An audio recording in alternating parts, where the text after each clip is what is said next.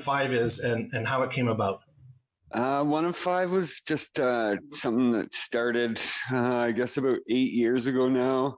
I didn't know how to tell my friends the stuff that I was experiencing, and that I wasn't alone in that, and that 1 in 5 Canadians are affected by mental health and addiction, and also trauma. And I started out just on a Facebook page with 6 guys, just my 6 closest friends. And I got the weirdest kind of reception from them. These guys are big hockey guys. And I thought that they were going to, the stigma that surrounds us in society, I thought they were going to think that I was weak. And they all got up and gave me a great big hug.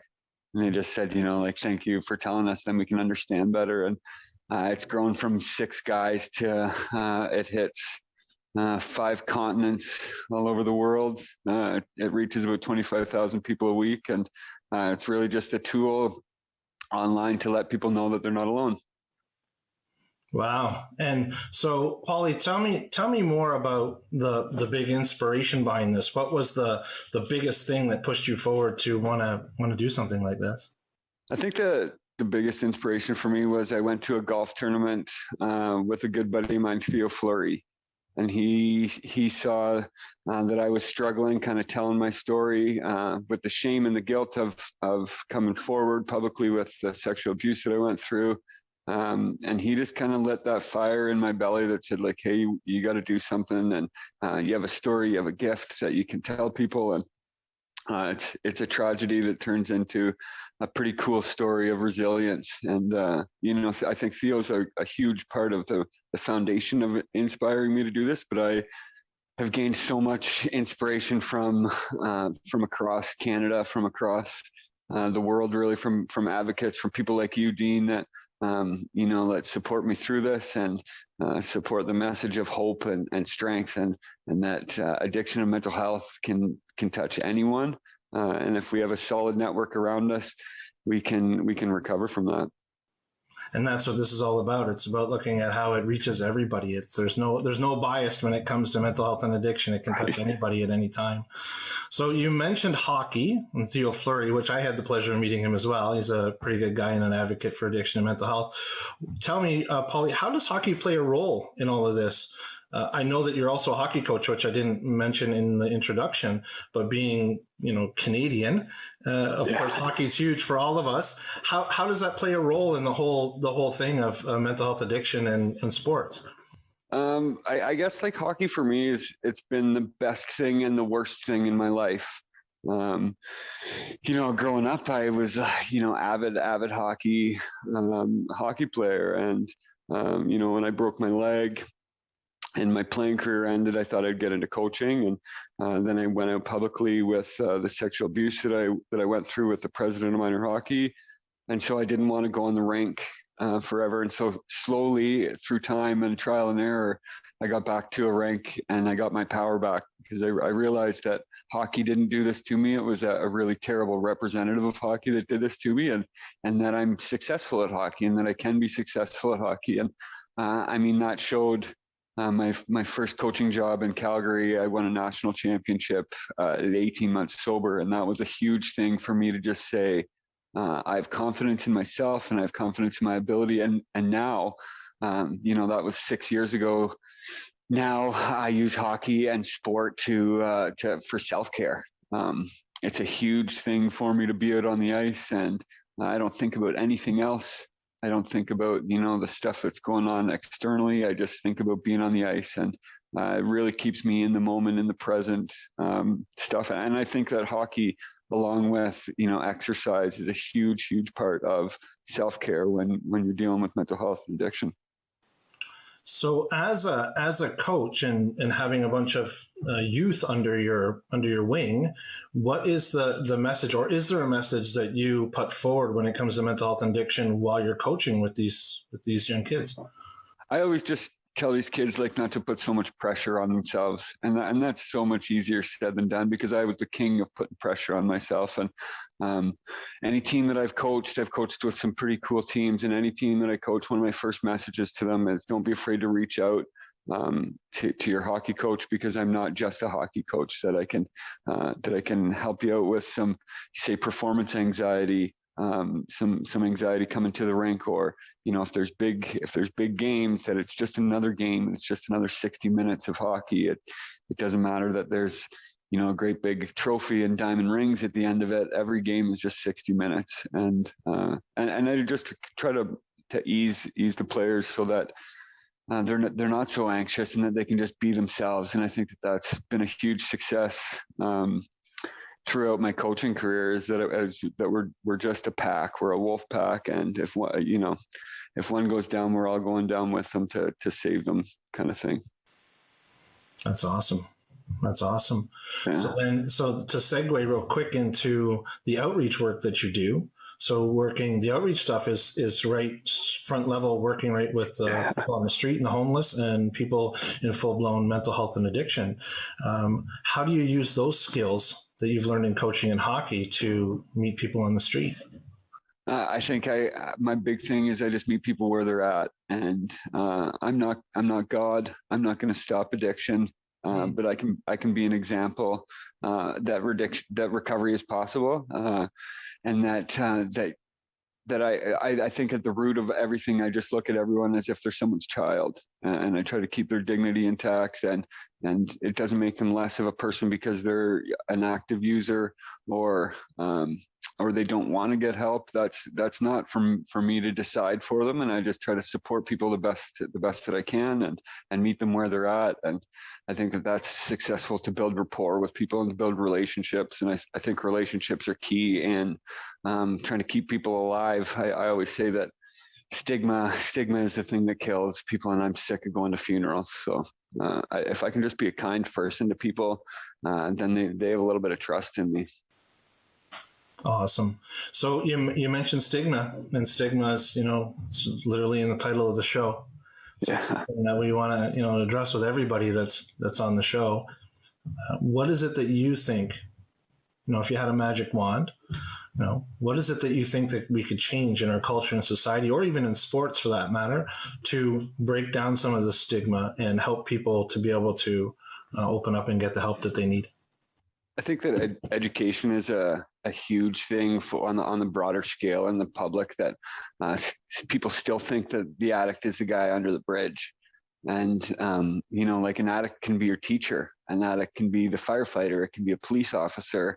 And it doesn't necessarily mean that the addict is the guy under the bridge with the sack over his, and stick over his shoulder, that anyone can be affected by this. And 1 in 5 doesn't mean 1 in 5 people under the bridge. It means 1 in 5 people globally. And it doesn't matter what your background is, how much money you have in your bank account, what kind of car you drive, what kind of diploma you have.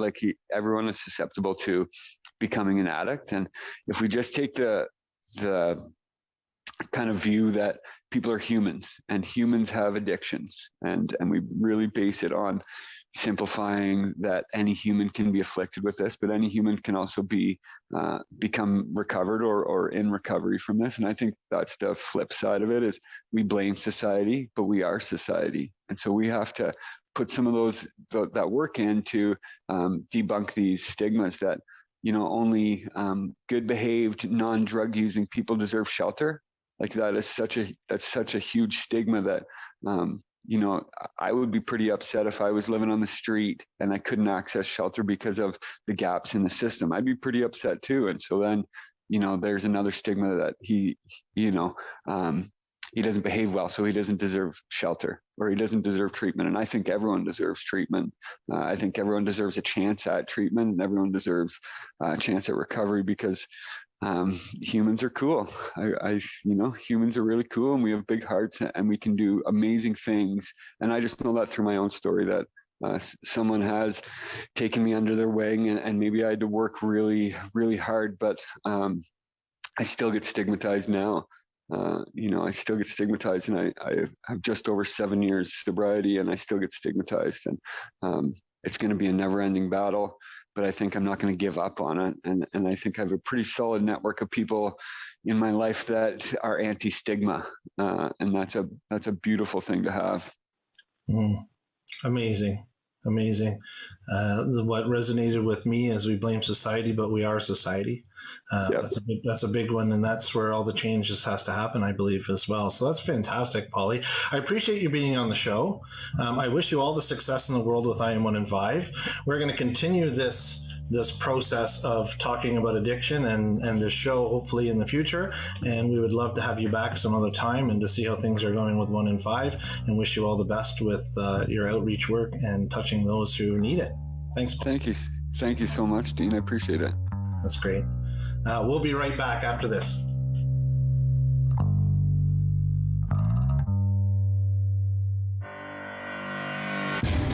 I started playing softball when I was 4 years old. I loved it because it was all about having fun with my friends. And it still is.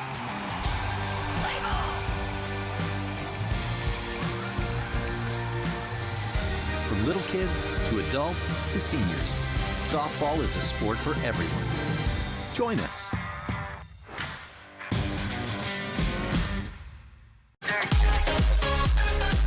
The LGBTQ plus community is full of artistry, talents, and inspiring stories. So sit back and enjoy our fun, casual, and intimate chats with artists and creative folks on the longest running LGBTQ plus talk show in local history, and one that has been called a very important show. We love you. Thank you for watching.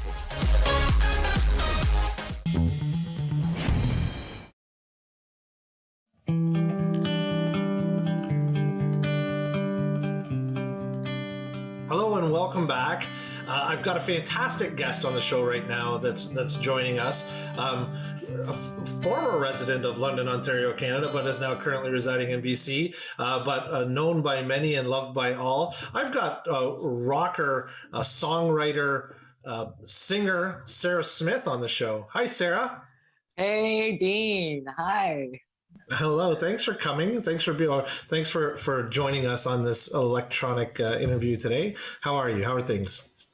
Oh man, things are incredible. I've had a lot of changes in the last year or so in my life, and so I'm just sort of sitting in those changes right now, and I'm feeling happy in those changes.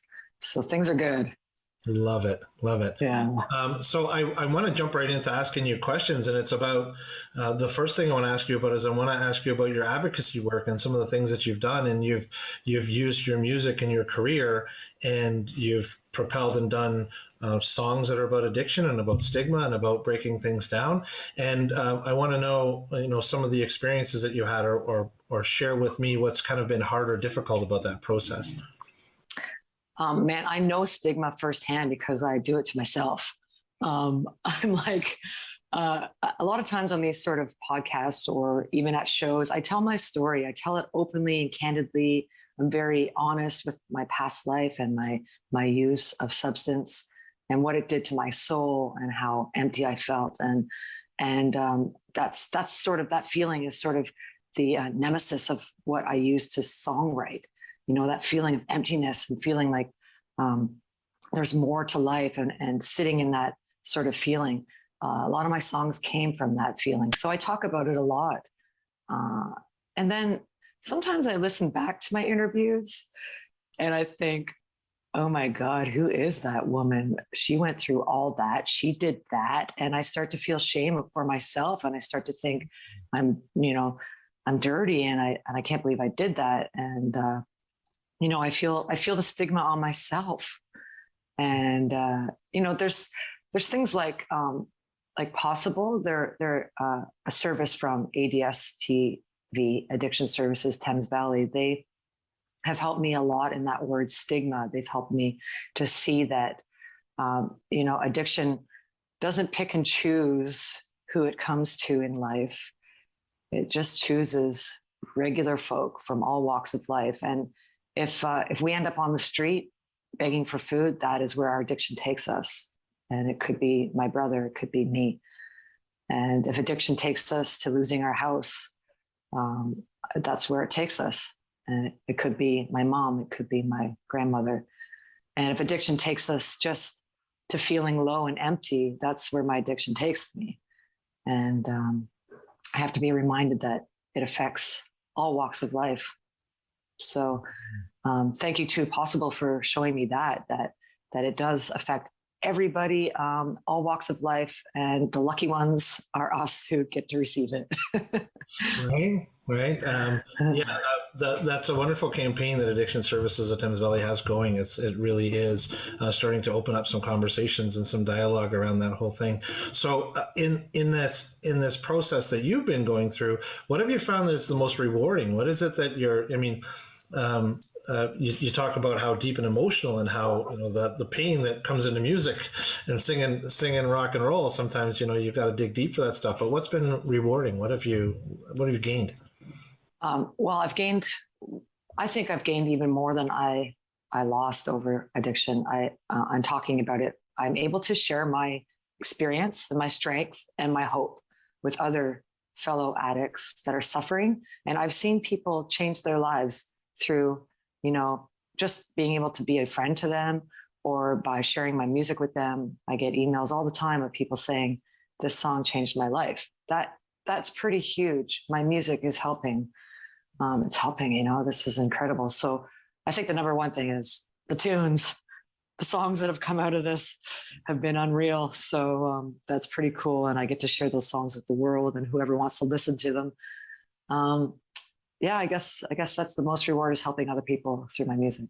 That's amazing. That's amazing. Because it is, we're talking about addiction being vastly an inability to cope, right? So it's about emotion. It's about feeling. It's about, dealing with things that I don't feel good about, or things I can't get through, whether it be shame or stigma or whatever that might be. Being able to have an avenue directly to somebody's emotional portal, so to speak.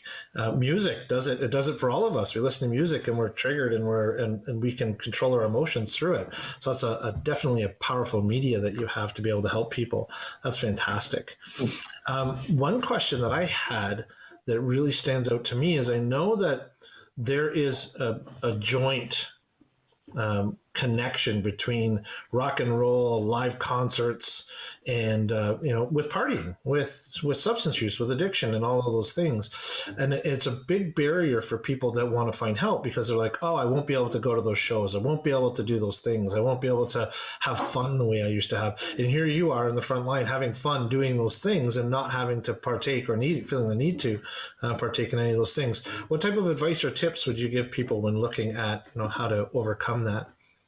Oh, that's a really, really good question. People always say to me, I don't know how you do it. How do you go to the bars every night and play music? And I guess my answer is, I'm just experienced. The bar is my workplace. It's where I've been working for 20 years, 30 years. I'm not quite 30, but I'm getting up there. So for me, it's experience. But I will say that there are, some people that do get triggered by going to a bar. Most do. It does, if you have a long length of sobriety under your belt, nothing really will affect your sobriety, I don't think. After a few years, you can build up this warrior inside you that nothing outside of you will affect you anymore. It's just that when you go to a bar, it just becomes kind of gross if you're sober and everybody around you is not. It's not a fun way to spend an evening. So for me, I recommend going to different venues. There's outdoor festivals. Try not to get into the beer gardens. There's pride concerts. There's street dances. There's cafes. There's even shows in libraries.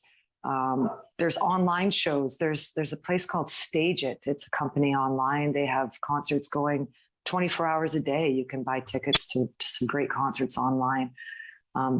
You can get together with friends and do like a record club where you listen to an album for a week, and then you get together and you talk about the album over some dinner or a coffee. And a lot of times, if you stay away from the bars, then your friends will also stay away from getting too wasted. I do feel like if your GOC, your genre of choice, is rock and roll, then love it. Then you might consider a few tips from myself, which is to never be the DD.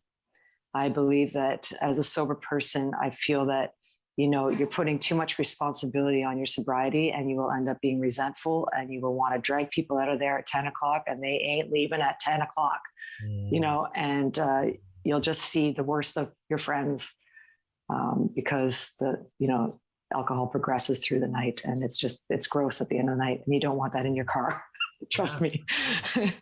And also, the number one thing I recommend, if you have to go to a bar, have an out, have an escape route, have a plan in place that, you know, by 10 o'clock, when people are starting to get a buzz on and it just doesn't feel like you belong there anymore, that you have your keys and you have your vehicle or your bus pass, and you can get out of there and go home safely. And if the party's at your house, give yourself a sacred space to call your own, and just excuse yourself and say, guys, I'm done and I'm going to bed. And they're probably happy that you're going to bed anyway.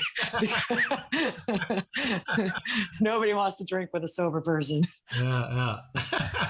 That's awesome. Those are some fantastic tips. The DD thing, I think that's awesome that you bring it up, because I think a lot of people just assume I'm just going to be the DD and then I won't have to drink. I won't need to worry about that. But the responsibility that you're putting on yourself to take care of other people can easily turn into resentment and turn into an uncomfortable situation, or even make you just say, you know, I can't beat them, I'm going to join them. We're all calling a cab and I'm going to drink instead, for sure. And then all of those tips with music, so many beautiful ways to connect with music that don't necessarily have to have drugs and alcohol involved, and you can actually find what you need.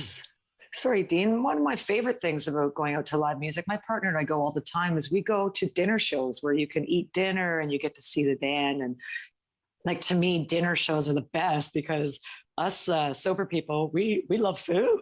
Yes. Why else do we go out now? Yeah.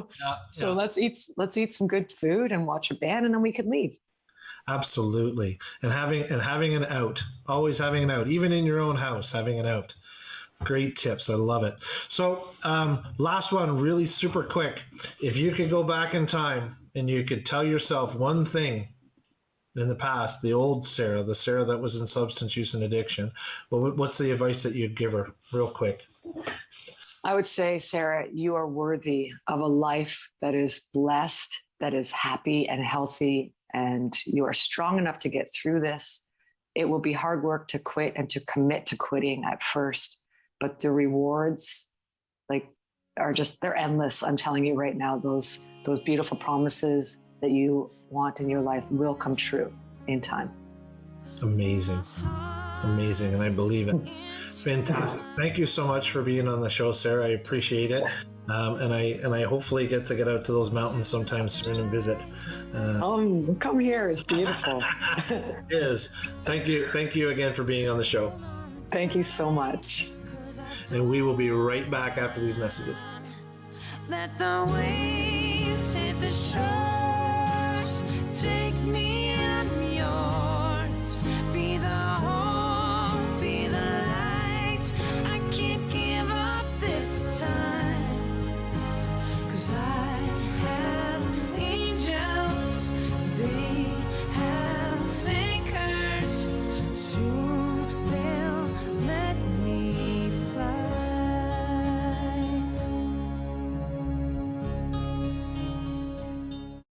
Wednesday. Alcohol or drugs are really not the problem. They're the solution to somebody's problem, and not a very good solution at that. The majority of addiction and substance use in society sits with the people next to you on the couch and not the person living in the street. And unfortunately, a good percentage of the population still thinks developing addiction is the person's fault. Thanks for Join addictions counselor Dean Anderson for Invisible, Breaking Through the Stigma of Addiction, on Rogers TV.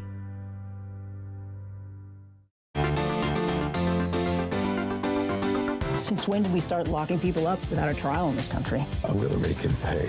He has been held against his will for 6 years without a single charge being laid against him. I am innocent. He knew all the details, but he wasn't within 10 miles of the killing. Why is that? Why is that? Whoa. It's the little things, Jimmy. It's the little things that rip you apart. It's the little things that get you caught.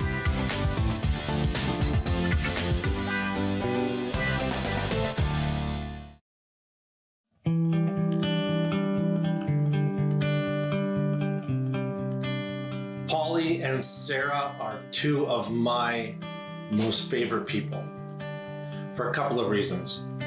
One is obviously they're both in recovery. Two, they continue to do what they love, regardless. Paulie playing hockey, Sarah playing music. And there's one other thing that they have in common that's really important to the work that I do, and it's important to me and how I feel every day. And that's giving back. They give back to the community. They share their voice. They share their story so that other people can hear how they overcame what they overcame and what was involved in doing that.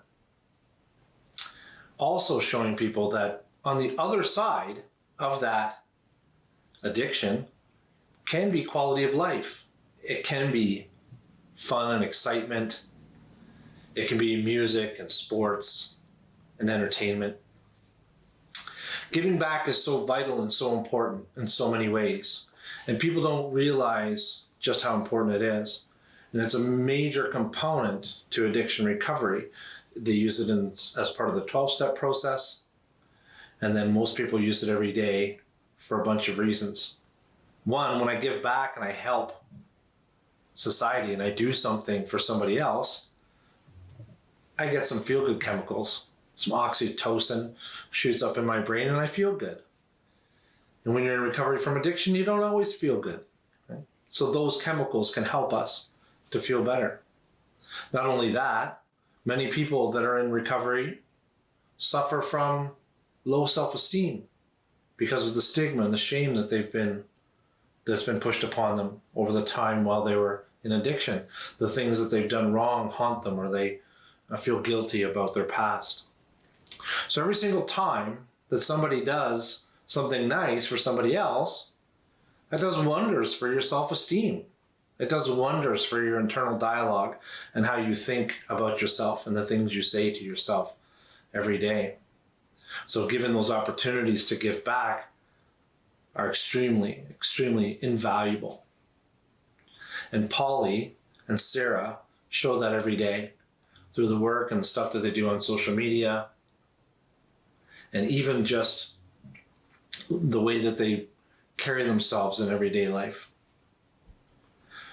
Another part of that is when they use their voice and they share those things in that out loud fashion, other people who are suffering, and not just the people suffering, but the family members, get that opportunity to see that they're not alone, that there's other people out there. And addiction and substance use can be very isolating and can make people think that they're the only ones on the planet. They're the only people that could possibly be feeling what they're feeling. And every single time that somebody shares their voice, and every time somebody does that, they show someone else that it's possible to recover, and that they can get better, and they can heal and grow. And for that, I'm forever grateful to Paulie and Sarah for that. They do that. And anybody else who does that, thank you. And remember, the best time to plant a tree is 20 years ago. The second best time is now.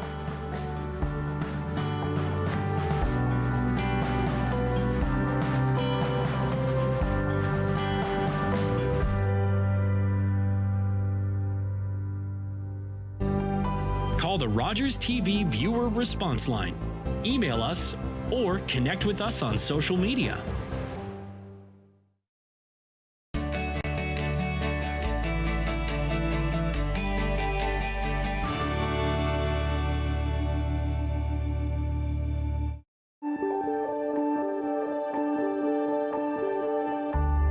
You're watching Rogers TV.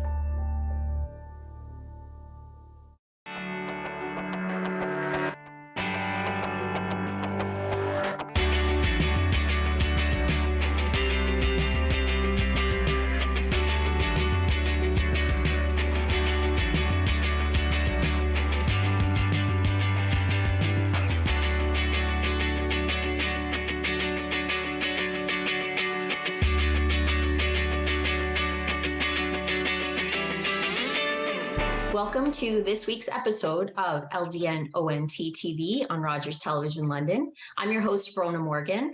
It is Mental Health Week, And when you're watching this show this week, premiering anyways, we're about 2/3 of the way through the most recent stay-at-home order. So I think maybe we're all facing some mental health challenges right now that are unique, maybe stuff that we've never gone through before. I am really, really happy to say we have a fantastic guest with us this week to talk about mental